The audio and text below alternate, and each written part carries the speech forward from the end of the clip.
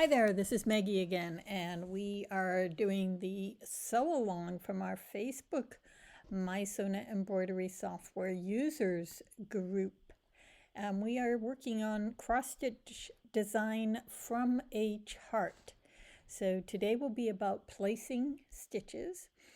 Part one, we talked about how to download files of free cross stitch hand cross stitch designs from the web, and we gave you some places that offer beautiful free designs for you to play with and learn about.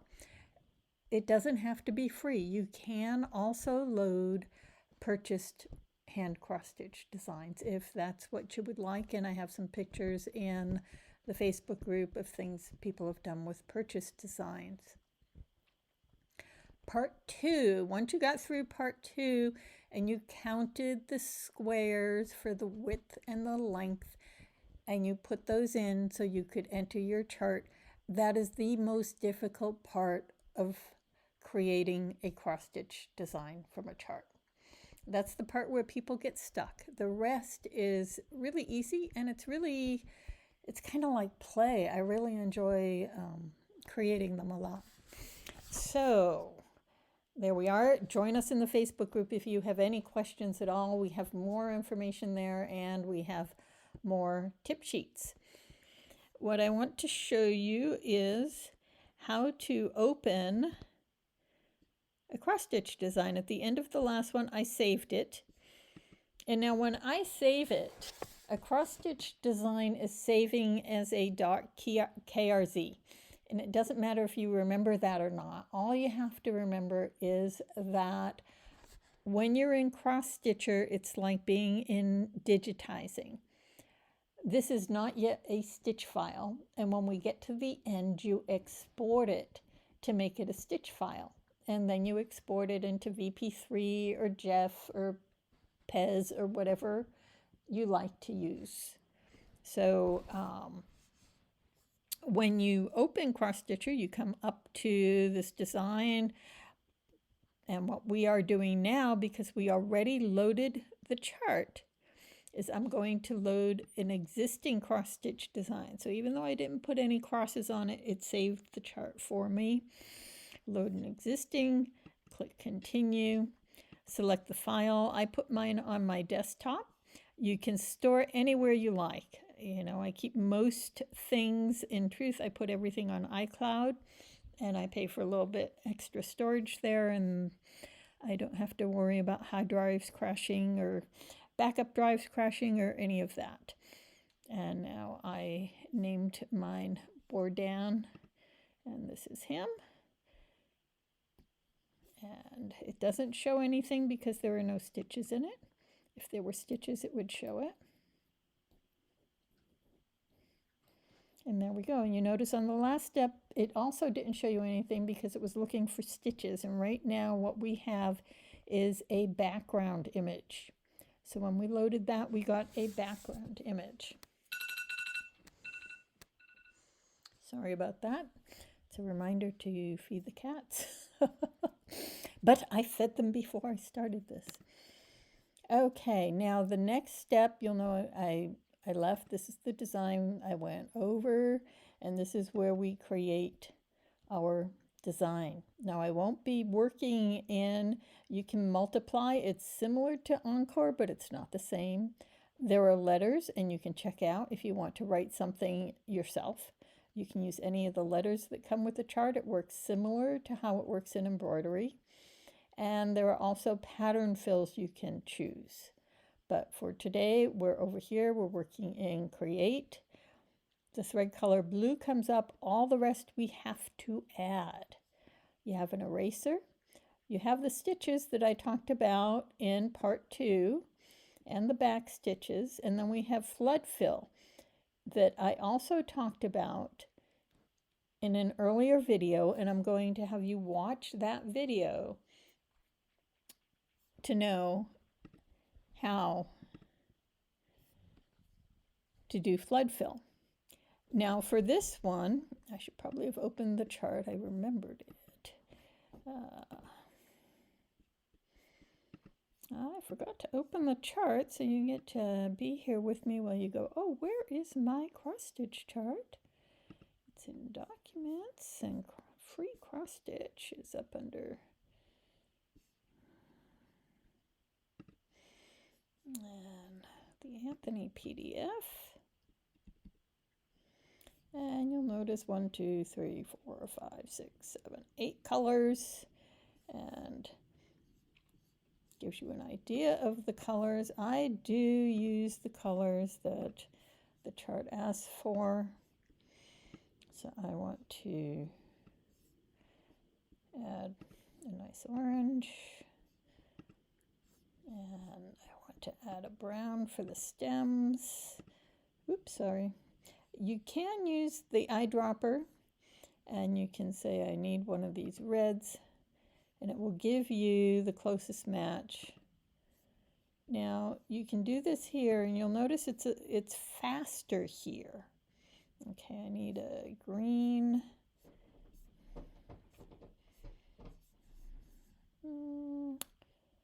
Let's do. If you go here, when you click on thread color and you click the palette, there's the green. So I've got green. I need 3 different reds. And actually, I always work in sulky on the charts. I like how they organize. And I know I need a dark one and then a medium one. So I'll go with a magenta. And you'll notice it just can be in either spot from the front of the chart or the back. Where's Christmas red? Christmas red. And I've got the orange, because what you see here is you have the orange and then a darker orange and then the red. So we do need the 3 colors, and right now, well, I've got orange and kind of a red, but these 2 are really close. I've got the maroon, so I've got enough to make difference there. And this was written in kind of a gold, and this was a light ecru. So I can do the light ecru. We'll go with sand. And say for the gold, you can do the eyedropper again if you like that, and it will add a color for you, and it comes up with some of the golds. It comes up in, there we go. Gold is up here. Mine gold doesn't look as pretty when you use it in a chart, but it's a pretty color. Okay, so now I think I have enough. I need kind of the brown and the green. And when I was talking about the freehand back stitch, you see how these little swirly things are. These would be hard to do if you went with the straight back stitch that's just going to go around the blocks. You can do it. It gives it that kind of hand done look, or you can do the freehand. When we get to the end, we'll be doing the freehand. And what I like about this chart is that, you know, it doesn't have a background that's all filled in, and it's kind of easy to do.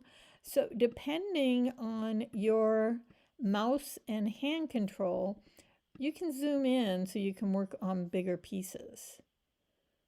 Okay, and say I've got the gold there, and whatever you click on, whatever is this gray color, is what you're working in. So right now I have full crosses, and you do not have to do them one at a time. The neat thing about this is you can click and drag. So you can go up, you can go over, you can go down, and you can click for one. So you can click and drag, you can click and drag,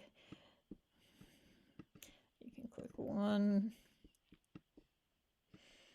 And this is how you place this sort of just click, drag. I'm on a trackpad, which isn't notorious for not being great for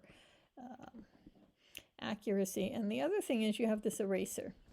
Now the eraser is kind of like flood fill. I always forget to turn it off. And you can just click on something. Then you have to click on it again to make it go away. Okay, so that's the main thing. And if I was trying to erase a backfill, but I had the cross on, it wouldn't erase. It wants you to say, I'm going to erase this, or I'm going to erase that, or I'm going to erase that. And it's handy because you can imagine doing these little swirly lines. If you go over some of the crosses and you click erase, you don't want to erase the cross, but you want to erase the line, or else you want to do erasing the cross and not erasing the line. You get to choose by saying, say, erase freehand or erase cross. Oops, gonna have that on. And turn off erase. Okay. So, and you'll notice close up, this doesn't look so hot. It's like, it's kind of an M, but it looked fine once you pull out and it's in the chart. Because I'm going, is that? Was that up that high? There we go. And so this is just, I don't know, to me this is just kind of like play, drag. And again, I tend to go over on the lines and then go back and erase what's outside of the line. You can color outside of the lines, it's okay. Whoopsie. And then you just go grab your eraser and go, whoops, whoops, and whoops. I think that ends okay. Yeah, the rest is all right. And then turn your eraser off. And then you click colors. So if you want to do the green now, you would just, oops, see? Now I use Command Z on the Mac to undo. You also have an undo key, undo full erase cross, or this would be redo, and it puts it back, and then you can do undo. When you undo, again, Command Z if you're on a Mac is the easiest, because I find myself doing it a lot on really long lines. Let's see, do we have any here? What'll happen is if something's down the border, it seems like I get 3/4 of the way and then I end up over a row. And when you undo, Command Z, it's going to undo not just a single cross. It will undo, if you did a click and drag, it does that whole line. Okay, so I'm on full crosses and I click and drag and I've got that thing. I hit undo once and the whole thing comes off. Now if I did them one at a time and I clicked undo, it would undo them one at a time. But when you click and drag, if you click undo, it will undo the whole line. Okay? And the click and drag is something, again, if you're comfy with the mouse, this can actually go very fast, and it's almost like, you know, people color to relax. Us computer nerds can color in our charts to relax. And we have brown, so we need to get the brown here.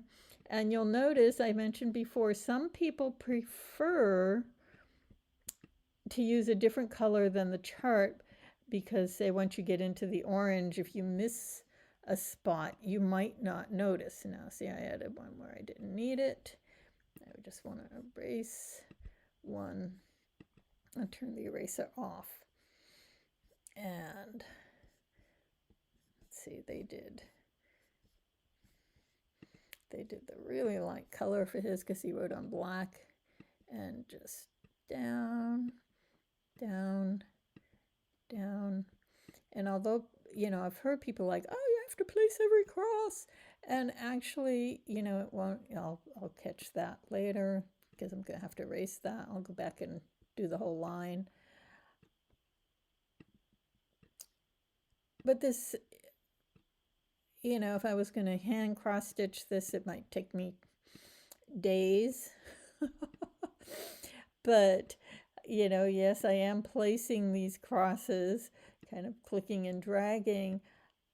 But in truth, if I wasn't trying to talk and think about what I need to tell you at the same time, I'd be done with this in a half hour.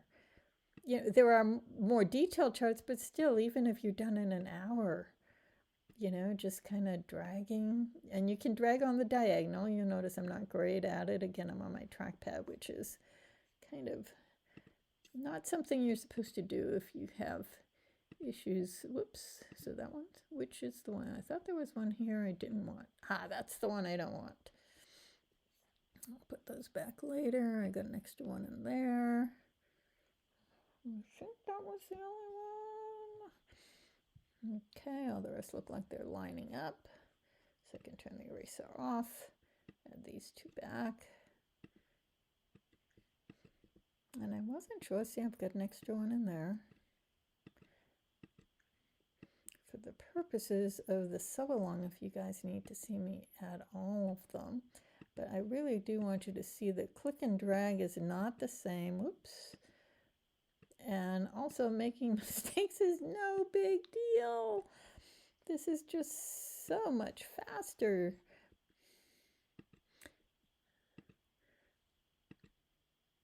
Oops, I turned off the eraser, or I didn't click it good enough.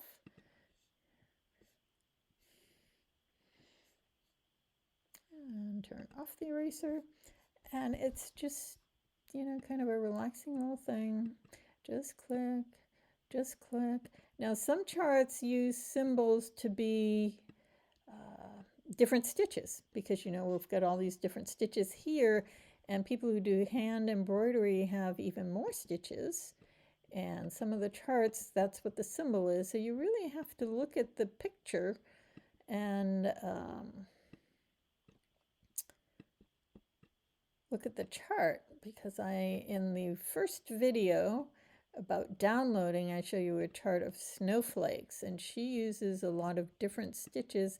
And rather than, you know, this is all about the different colors, and if we looked at his chart, it would be this color with the dot in it means this light ecru. Some of them, what is on the chart means the stitch. And they don't tell you. Or it can be hard on the free ones to find their glossary. So you see, it's just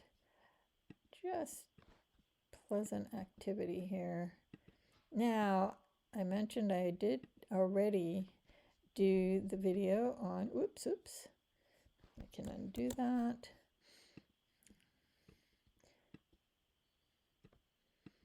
Sometimes I can do an angle correctly. Now I'm just showing off, right? So when you do them one, it's a click. When you want to drag, which I just made a mess of, it's click and drag.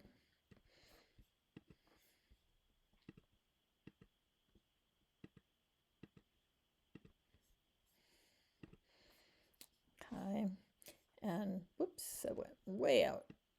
It does help that you can make it as big as you want. Some people prefer these. I'm just in the habit of using that. I'm lazy. What can I say? Okay, so this, now if you watched the flood fill video, you would know that that's what I want to do. So I want the darkest one. Oops, I'll fix that. Again, you don't really make mistakes because some of these are so easy to fix. Now I want the second darkest one, which I think is this one, just to show you. And go back to the darkest for this.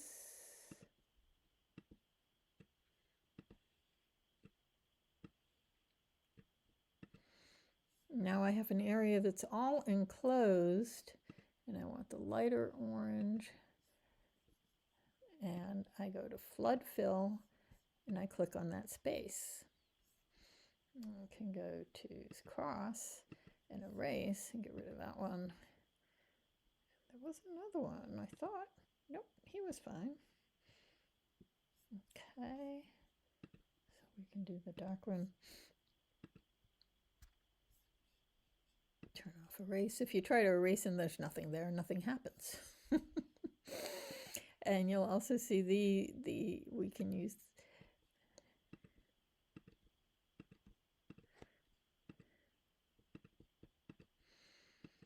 Now I mentioned in the video, as long as it's enclosed, you can do flood fill. And it's, whoops, this is supposed to be slightly darker.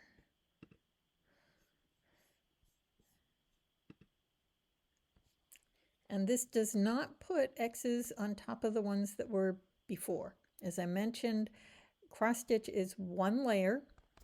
And I mentioned that, I believe, in the last one. So even if I try to put 3 or 4 on top of here, you're only going to get one. If I keep changing colors and putting one on top, it just rewrites what's under there.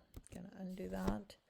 Now, when you're using flood fill, it makes the most sense to first do enclose these and then just flood, flood, flood, flood. Let's undo that. So let's go back to this dark color. Yep. And the crosses. And we can kind of here, here, here. And this color does look a little purple, but as I said, you can kind of do this.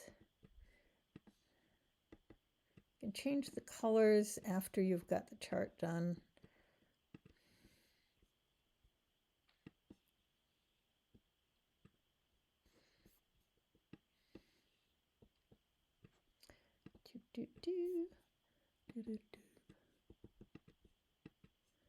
Oops, I'll erase that later. I like to do all my erasing for a thing at once, as long as I remember where they are. See, I'm messing up here because I was getting cocky, and it's a little later in the evening.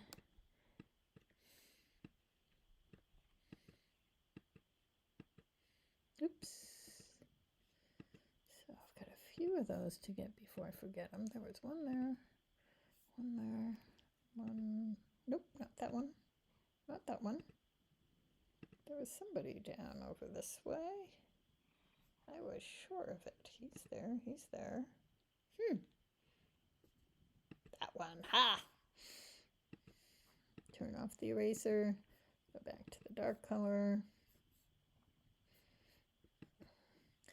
2, 3, 1. Oops, see, I missed it again. Do Command Z is easier. And these are all enclosed, but now if I hit this, it would fill all of this with one color. And so I want to go to the, I think I'm doing this one on those. 1, 2. And now you see this is enclosed, and this is enclosed.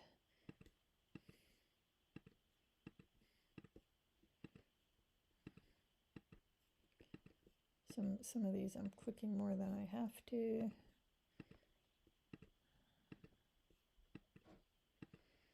Okay, and now watch this. These are gonna be that color. So now we go to flood fill and bing, bing, bing, bing, dip, and do that. And I think I went with the lightest orange. As I said, we can change the colors later. So you see, this is really, it can be really, really, really fast. Now the drawing of the lines I'm going to put in the next video because I really, I see a little cross hanging out there. This one I know some of you might need a little more help with, so we'll do that one next time. But for this week, you can go ahead and do all your pumpkins. And when you're curious, you can turn your background off, and that way you can always see if you missed a chart. And then you can put your background back on. And then you know what you have to do. So we're going to do these pumpkins, and I'll do the rest of the writing, but I don't think you need to watch me do all this. So if you have any questions, ask in the group. And again, at this point, it's going to save as a KRZ, and I don't care if you remember that. This is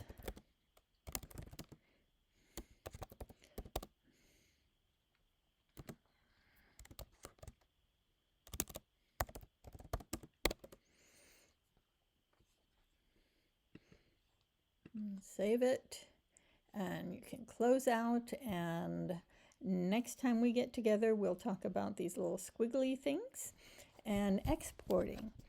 So come into the Facebook group if you have any questions at all, and we will help you out there. Enjoy. I realized I have to add on to this quick video, so it's not as quick as it was, because I forgot to show you something really neat, and that is that you can use select. I like box select for this particular one because it's easy, and I can just drag a box around it, and you'll see I haven't done the one on the other side, so I hit Command C for copy, and then I put Command V for paste, and I can move the new one over, and you'll see it has the little triangles or arrow tops or whatever you want to call them that let you flip it. So I can flip it, and now the leaf is going in the same way, and I just move it over, and it will kind of snap in there because it will line up with the boxes one row at a time. So you can be out, but if you get really close, you don't have to worry about getting it exactly on the line. It's going to snap to one of the grid lines because all of your crosses that I've been calling X's sit inside a square.